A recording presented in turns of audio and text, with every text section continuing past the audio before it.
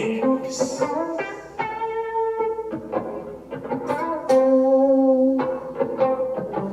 you ready? Are you ready to get your fix? Are you ready? Are you ready to get your fix? Are you ready? Are you ready to get your fix? Are you ready? Are you ready to get your fix? Are you ready? Are you ready to get your fix? Are you ready to get your fix? With the Wicks here on this beautiful Monday, October 11th, 2021, and welcome to the show. What a day of football we had yesterday with many, and I'm talking many, like a lot, of missed extra points and field goals. But on the other side of that, wide receivers having an absolute heyday out there on the football field.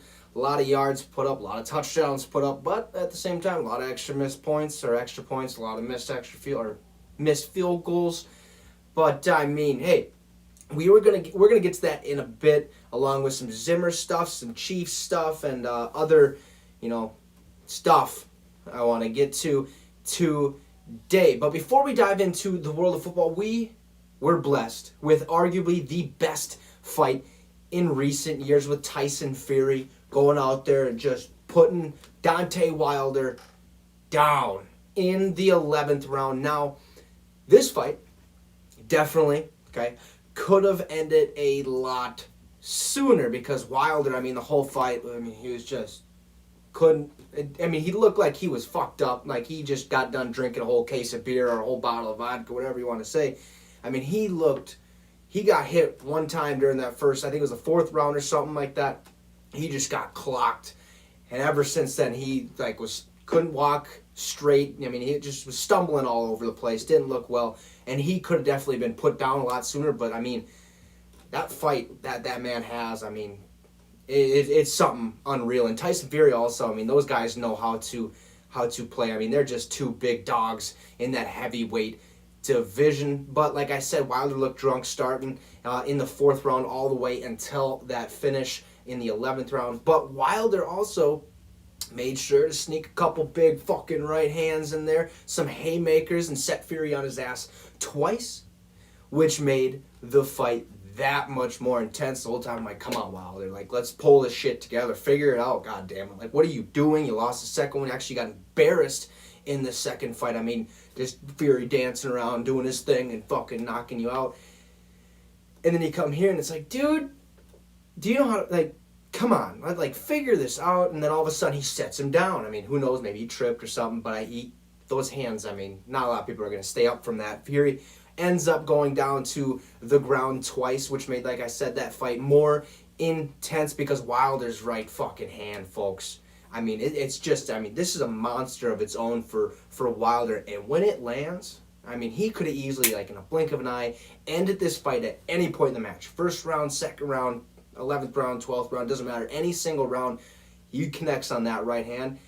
Even just 70 or 80%, I'm sure Fury feels it, goes down, but you gotta understand, Fury was 280 or something like that. Wilder's 239, 240, somewhere around there. So it's gonna be tough, to set each other down. However, Tyson Fury was, and is, the overall better fighter when it comes to technique, and literally just picked Wilder apart, little by little, just piecing them together, just a couple jabs here and there. No body shots really by Fury. That was Wilder's go-to, hit him with the body, come back up with that 1-2 in the face. Fury kind of figured that out. Even I did watching this fight. I don't understand. There was times where he'd get hit and then he'd just come up with a 1-2, Wilder would. And I'm like, dude, you've done this 14 fucking times in a row. One of these times, Fury's going to fucking, time it out and just sling it. And ultimately, that's what happened. In the 11th round, he's next to the fucking ropes.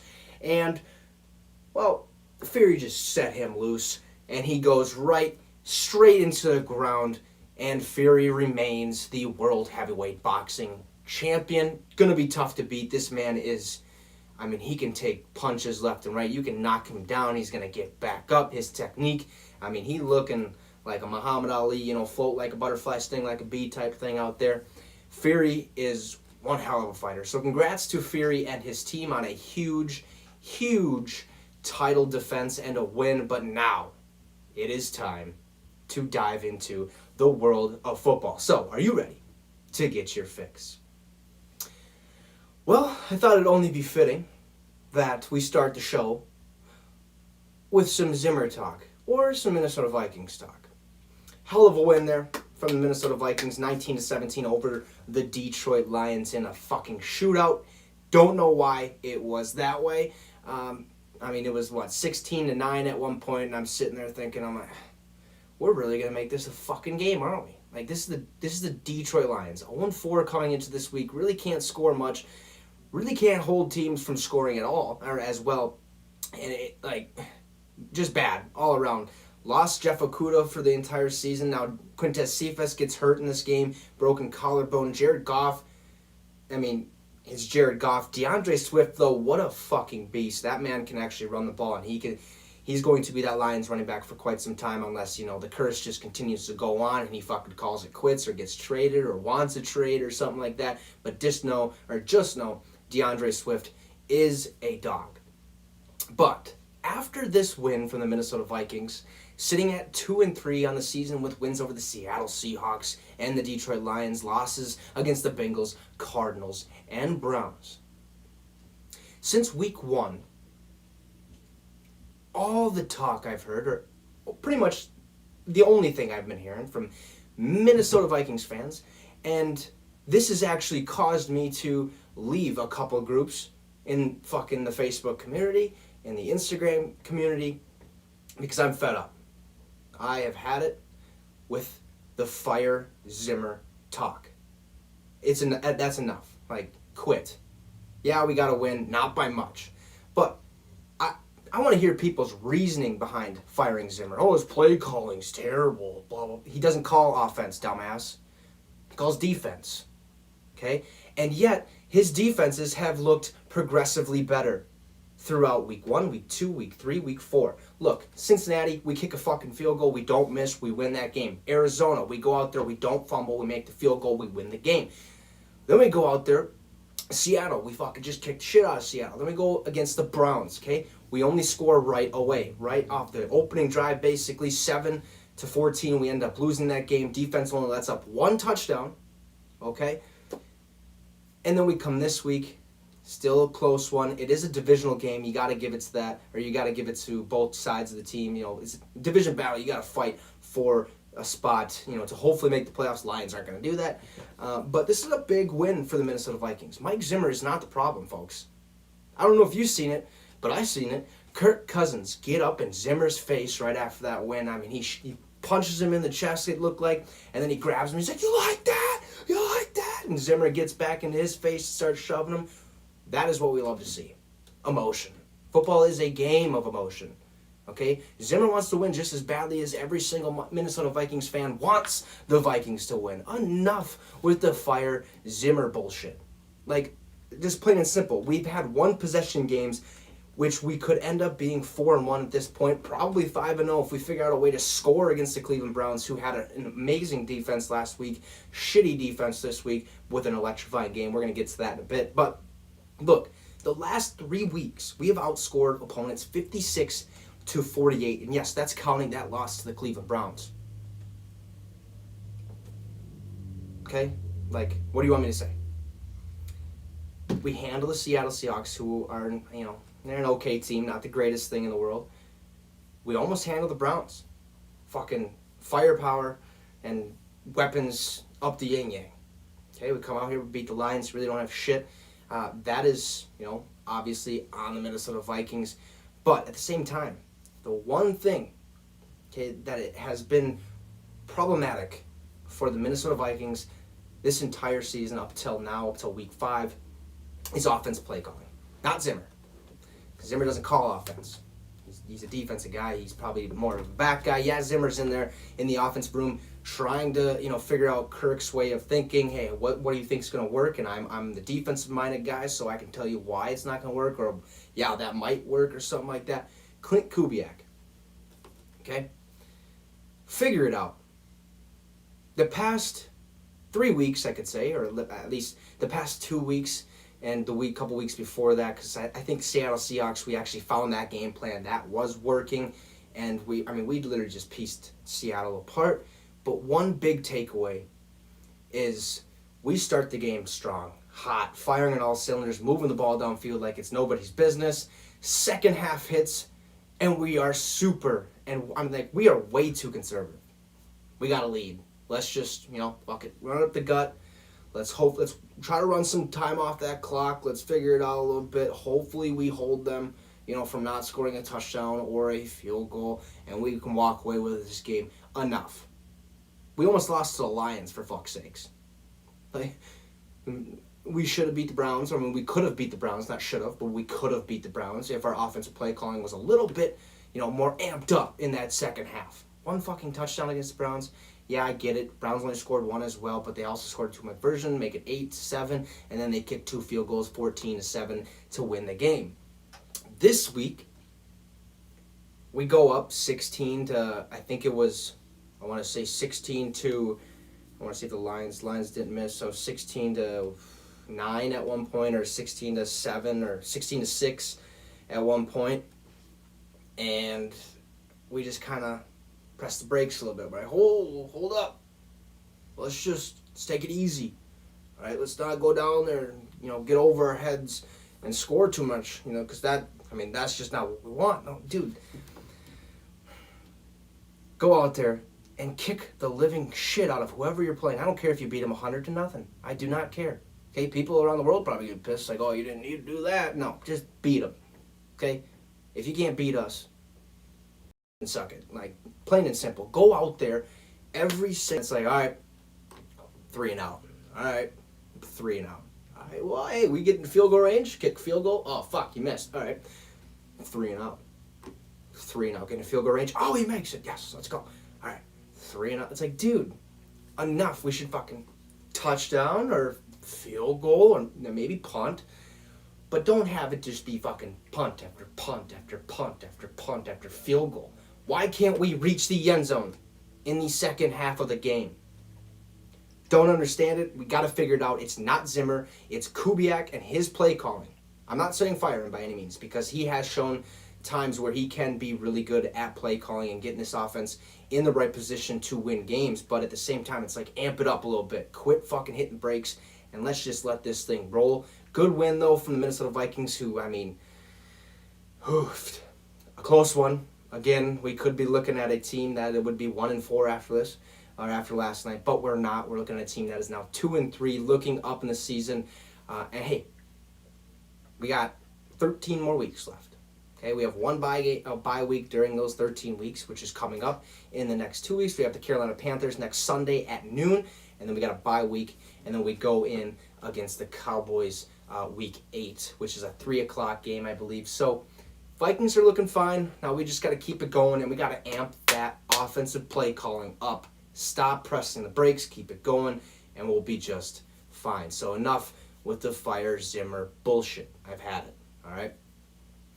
Let's get off of the Minnesota Vikings and Mike Zimmer. Let's talk about the most electrifying game I have ever seen. Well, okay, not ever seen, but probably of this season. The most electrifying game of this season. The Browns taking on the Chargers, and just, what was it? Onslaught of passing, running. Just plain out, they know how not to hit the fucking brakes, okay? They go out there and they score at will whenever and however the hell they want. Browns end up losing this game 47-42 ultimately, but one hell of a game, okay? I was watching this, it gets towards the end, and I was like, it was 42-35, okay? Chargers, I'm like, all right, if they go down and score, this is a game we got here. But if the Browns stop them, it's over. Browns probably win this game. Well, Chargers march down the fucking field, carry Austin Eckler in the end zone. It is now 41-42, and I'm like, all right, okay, we're looking at a good game, and then all of a sudden, They missed a field goal. I send Logan, or owner of Full Chubb, who usually sits on my right side here. I'm like, Jesus Christ. I'm like, this game is, 84 points. I said 84 before the missed field goal, and I was like, excuse me, 83, my bad. But that is, just redonkulous. Back and forth, scoring at will. These teams just did not let off the brakes. Browns ended up taking a 20-13 lead at half. Ultimately, they go and they score a couple more times. It's 27-21, going into the fourth quarter. Then the Browns, in the fourth quarter, only scored 15 points. But they let the Chargers score 26, which ultimately led the Browns to lose this game, and it sucks for Cleveland, but good for the Chargers, who Justin Herbert is looking unreal this year. Austin Eckler's having a year. Mike Williams is looking like a top 5, top 10 wide receiver in all of the NFL, in which we're going to get to the wide receivers here in just a minute. But this Browns game, was ridiculous. There's a couple stats I got to say, or got to talk about here. During this game, the Browns and Chargers combined for 89 points. Fucking insane. I don't think I've seen that in quite some time, to be honest with you. Total of 1,025 yards. They've had 52 combined first downs and 12 touchdowns. 12 touchdowns were scored in this game. Absolutely ridiculous. If you want to watch a electrifying game and not a defensive boring game where the score is 14-7 or something like that, this was the game to watch. Another statistic here that CBS Sports actually went and posted. It says entering Sunday afternoon, NFL teams were 401-0. Okay, 401-0 in the Super Bowl era when scoring 40 points in a game without committing a turnover. Following the Browns' loss, that number is now 401-1.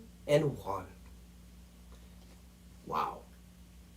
That's bonkers. If you score 40 points, no turnovers, it was 100% likely that you were going to win that game.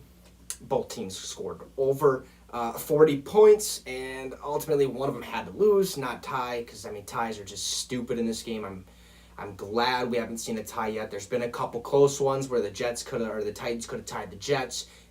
Packers and Bengals could have tied this week. That was an electrifying game as well. Not really electrifying game, but a lot of missed field goals, which we'll talk about as well after the receivers a little bit. But of those 1,025 yards, Baker Mayfield had 305 yards, 2 touchdowns passing. Chubb, he ran for 161 yards, had a touchdown. Kareem Hunt had 61 rushing yards, 2 tutties. Njoku even had a day. He's been kind of silent this whole season, with Austin Hooper really getting a lot of the reps, and the wide receivers as well, like Rashard Higgins and Anthony Schwartz and Peoples-Jones and stuff like that. But Njoku had 149 receiving yards, 1 tutty. And then you look at the other side of the ball for the Chargers. Herbert had 398 yards passing, 4 touchdowns.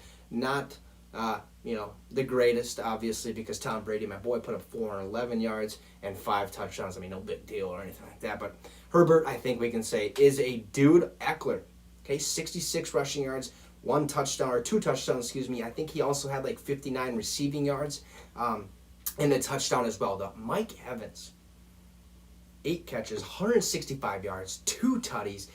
This man, get him a contract extension immediately. This dude is unreal out there, which kind of leads me to my next topic, which is the wide receivers shining on Sunday, where the kickers are they had a lot of problems, just couldn't get it going for some reason. I have no idea why, what was in their water. It was the kicker injury bug, it seemed like. Not injury bug, it just said, it was the kicker bug. We'll put out there a kicker virus that just happened to happen, I guess, out there. But wide receivers had a fucking day. I'm talking Justin Jefferson for the Minnesota Vikings, 124 yards. Kyle Pitts, they played the New York Jets in London. Cordell Patterson is actually, or not Cordell Patterson, Kyle Pitts is on the Falcons, obviously. He had 9 catches, 119 yards, 1 touchdown. He's finally getting his feet on him. Granted, he did play the New York Jets, so who knows what's going to happen when he plays, higher caliber defenses, higher caliber players like defensive backs, because you can't guard him with a linebacker. It's just not going to work.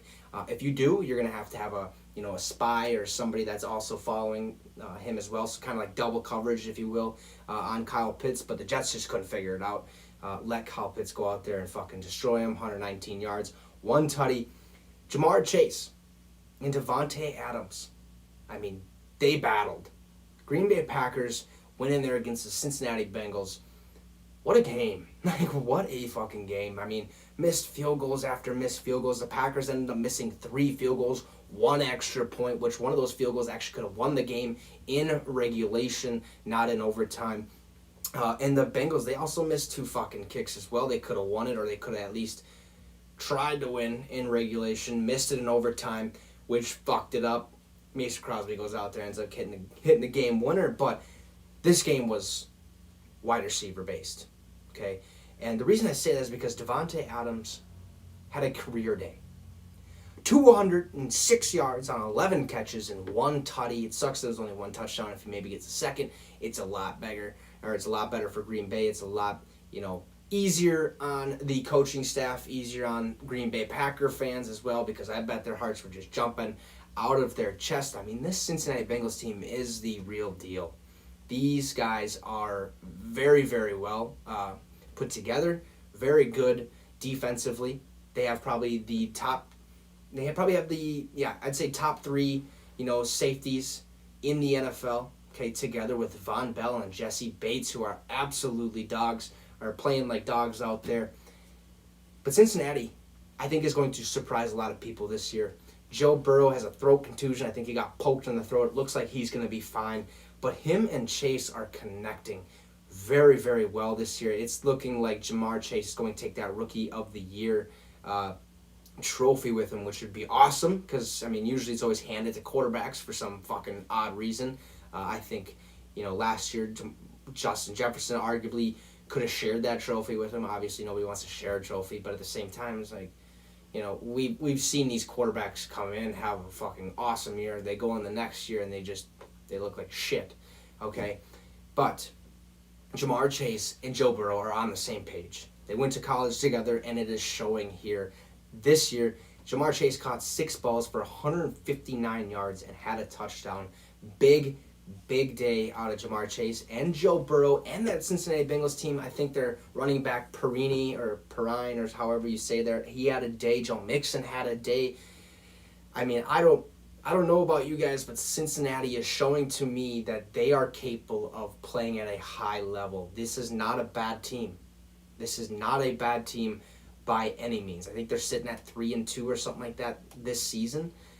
Granted, obviously the record's not that great, but it is a winning record. It is a record that many people, including myself, would have never thought they would have or go out to start with this season. So very, very pleased with the way the Cincinnati Bengals have played this year. Green Bay, on the other hand, they're just going out there. Very, very good clock management, time management. Aaron Rodgers knows when to spike the ball, knows how to move that ball down the field. It was like Evan McPherson goes out there. It's tied 22-22 at this point. Evan McPherson fucking misses the field goal. Okay, 30-some seconds or whatever for Aaron Rodgers to go out there and put this game away. Takes him one fucking pass to Devontae Adams, moves all the way down there in field goal range, and Rodgers does his typical, or did the same thing he did last week. He fucking spiked the ball, turned around, and was like, yep, we just fucking won this game. Well, Mason Crosby comes out and fucking boots it. I don't know if it's wide right or wide left, but fucking wide. Anyways, missed the goddamn field goal. It's like, what the hell's going on? Mason Crosby is known for the boot, known for being consistent. He only has had, I think, one very bad year. I think John can attest to that, or Y4 can attest to that. He's only had one bad year with a lot of misses, and then since that year, he's been fucking consistent. There's a reason he's been in this league for as long as he has been. And for him to go out there and miss 3 field goals and 1 extra point, if he makes that extra point, game's over 23-22. If he makes that field goal at the end of regulation where Rodgers, puts it down, game over 25-22. It also goes for the Cincinnati Bengals. If Evan McPherson can go out there and actually hit a goddamn field goal, that'd be great. We talked about him coming into the league. He was drafted by the Bengals. The one thing that we all talked about, or at least I talked about, was the way he misses. He's very, very accurate, can hit from deep. He kicks absolute bombs, okay? He has a fucking lead foot out there. It is awesome to watch. But he misses. And when he misses right, I believe. Okay, I think the majority of his misses in college were on the right side of the field goal post. And that's kind of what happened here. They hit the crossbar or hit the post, the right side post, and fucking didn't make it.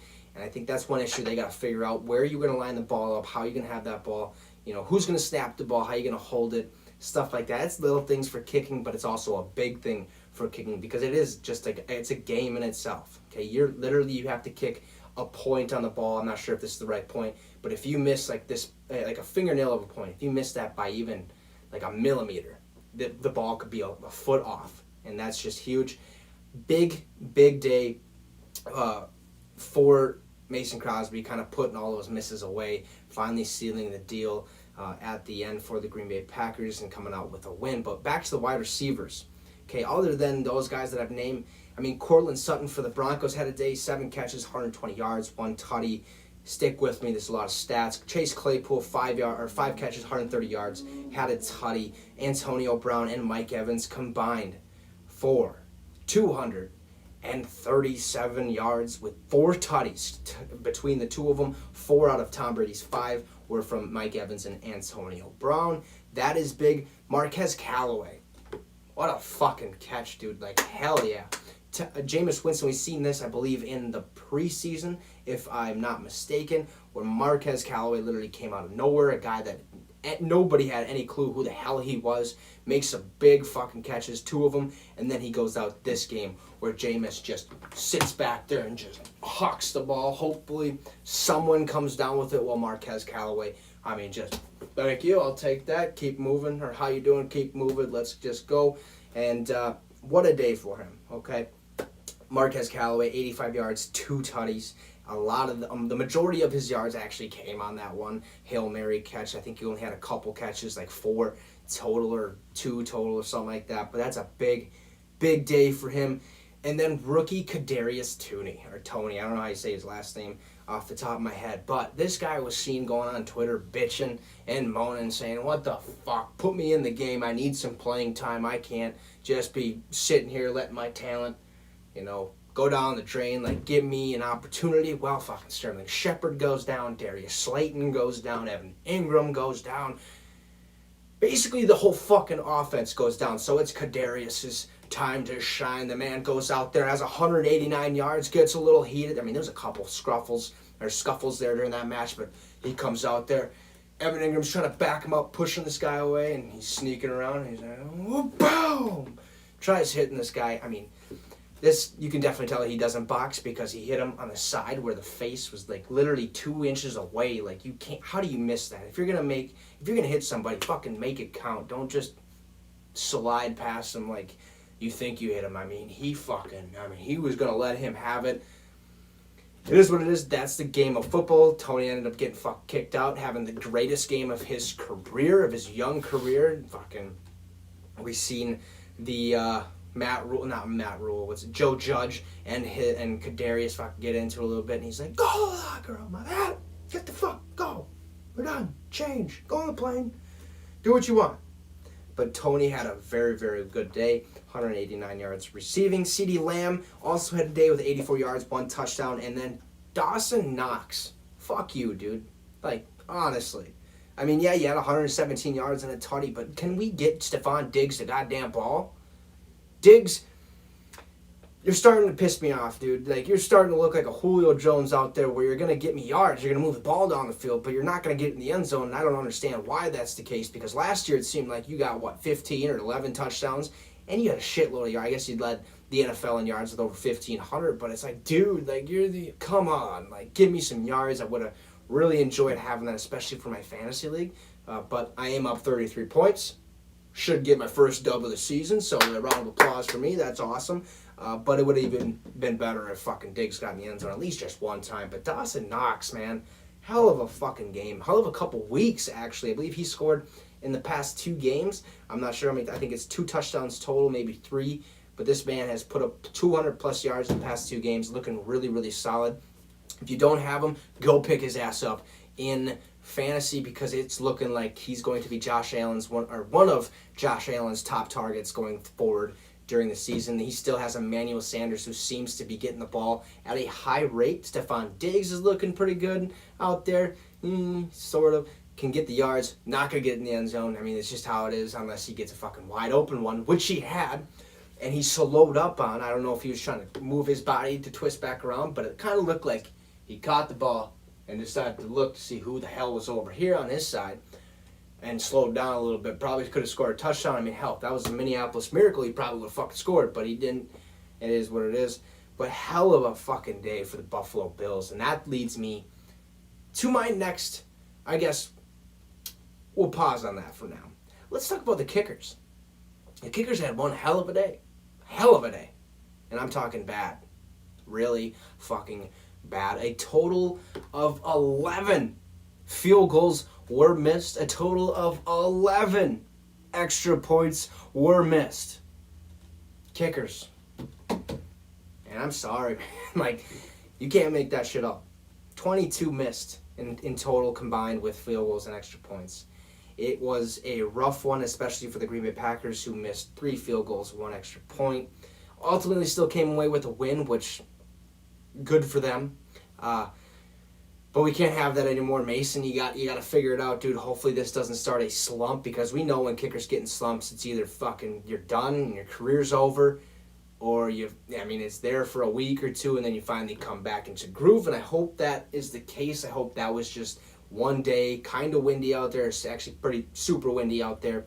And now you're going to come back and bounce back and have a better week without missing a field goal or without missing an extra point. But the Vikes missed a field goal. The Pats missed an extra point. Texans missed a field goal and an extra point, or 2 extra points. Jets missed an extra point. Packers, we talked about. Bengals missed 2 field goals. Bucks missed 1 field goal. Saints missed 2 extra points. Titans missed 1 extra point. Jags missed a field goal and an extra point. Chargers missed 2 extra points. And the Giants and Cardinals both missed field goals. That is a total of 1, 2, 3, 4, 5, 6, 7, 8, 9, 10, 11, 12, 13 out of the 32 NFL teams that fucking had a missed field goal or extra point. That's over half the fucking league. That's basically every single game we've seen a missed field goal or we've seen a missed extra point. Can't happen, won't happen going forward. I'm assuming they had a terrible, terrible day kicking the ball that is obviously going to turn around. I just would hold the brakes on there. I mean, Greg Joseph for the Vikings, fuck, kick game winner. Hell yeah, brother. After he just... So, that really pissed me... Not really pissed me off, but kind of made me shake in my head. Like, okay, this dude goes out here for his career-long 55 yards, fucking drills it. Then he goes out there next drive, 49 yards. And he can't even make it to the fucking crossbar. Like, I'm like, dude, how do you miss this? You just hit a 55-yarder. It was straight on, hit the bottom of the pole on the ground or whatever. It's like, how do you miss that? How do you not get enough leg on that when you just hit a fucking 55-yarder? Then he comes out, it's a 52 or a 53-yard field goal or 54, whatever it is. I know it's past 50, and he fucking hits the game winner. We beat the Lions, so good for him. But this just cannot happen. It won't happen, I don't think, going forward. It was a rough day for all kickers going into Sunday, or coming out of Sunday, I should say. Hopefully that'll turn around. Don't, get a little too excited about your kicker saying, let's cut him, get him out of here, because a lot of kickers fucking missed yesterday, and probably a league history high of missed field goals and extra points, 11 in each category. But back to Dawson Knox and the Buffalo Bills. I have these guys as my Super Bowl, one of my Super Bowl teams, and I think that's going to actually be the case this season. The Buffalo Bills are kicking the shit out of every team they played. They only lost week 1 against the Pittsburgh Steelers, which they should have won. I don't know how they lost that game. And they just did. The Steelers' defense was completely healthy. The Steelers' offense was completely healthy. They have now lost Juju Smith-Schuster to a season-ending injury. It's because he was probably doing too many TikToks on the side, getting those muscles a little weaker. And, well, he's done. So, Chase Claypool obviously picks it up for him. He ended up getting injured, but coming right back into that game. But the Buffalo Bills went and beat the Kansas City Chiefs 38-20. Wow. This Kansas City Chiefs team might be in trouble. Okay? And I don't know what it is. They're sitting at last in their division at 2-3. Mind you, they got the Raiders and the Broncos and the Chargers in that division. By the way, the Chargers are looking like a team to beat. I think it's going to be Chargers-Bills at this point right now going forward. That is probably the game I would say is going to be the AFC Championship game at this point. I'm not saying it's going to happen. I'm just saying that's probably what more likely is going to happen. Otherwise, it's probably going to be Bills-Chiefs like, everyone else expects. But the Buffalo Bills are the real deal. Chiefs, man, you got to figure this shit out. And you got to figure it out fast because going up to the bye week, they have the Washington football team, the Tennessee Titans, the New York Giants, the Green Bay Packers, the Las Vegas Raiders, and the Dallas Cowboys. So 4 out of those 6 games are tough opponents, and the Chiefs really haven't looked good against good defenses. They might have a good game against Green Bay, but at the same time, if Jalen Smith comes out and starts balling, they're going to have a tough day. Eric Stokes, sign that man to a contract extension immediately. He is amazing. Jareer Alexander and Eric Stokes there on that Green Bay Packers defense is going to be a tough duo to beat week in and week out, every Sunday, Monday, Thursday, whatever the case may be. That is a very, very good duo. But the Kansas City Chiefs, their defense is looking like shit. Their offense is okay. But at the same time, I think the reason the Chiefs are losing is because Patrick Mahomes just thinks it's all in his hands. It's not in his receivers' hands. He has to make every single play because that's the only way they can win. DeBron, let it loose. Cut loose, dude. Figure it out.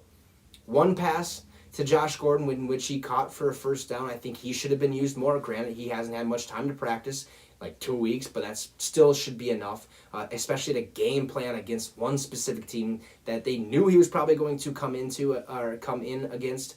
And I just don't know. This Chiefs team might be in trouble. I don't think they should be too worried, but I think they should start worrying a little bit. That offensive line's getting beat up. Patrick Mahomes is, I think 2 years ago he had 5 picks 5 picks total. Last year he had 6 picks total, and this year he's already at 6 picks or something like that. He needs to protect the ball a little bit more. Stop making every single play. Stop thinking you have to win this game. Your team has to win this game. Your defense has to play better. You have to run the ball more efficient. You have to find open receivers. And now you just added Josh Gordon to Tyreek Hill, Travis Kelce, McCole Hardman. So there's pieces. We got to figure it out, and we got to figure it out real soon. Chiefs, last in their division, would have never thought this was going to happen. But hey, I did pick the Buffalo Bills to go to the Super Bowl, so I'm feeling a little good about that. And I also did pick Tampa Bay, who just went and fucking pissed all over the Miami Dolphins.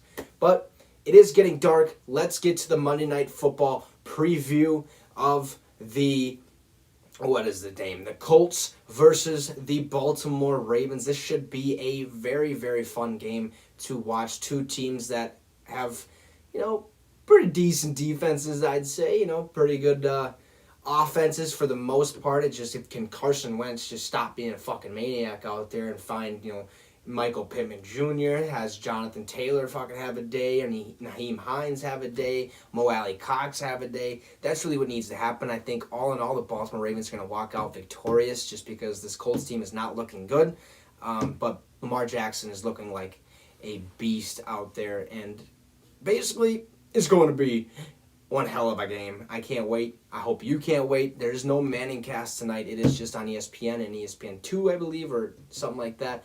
But that game starts in 40 minutes. So go enjoy the rest of your evening. We will see you here tomorrow to talk about the ending of Week 5 and a little bit of a surprise to come in the coming days. But until then, like I said, go enjoy the rest of your night. Watch some Monday Night Football because we got a banger, folks. And it is Week 5, the finale of Week 5 before we head to Week 6 of the NFL regular season. So, have a wonderful one. We'll see you tomorrow. And you just got your fix with the Wicks. Thank you and have a good one.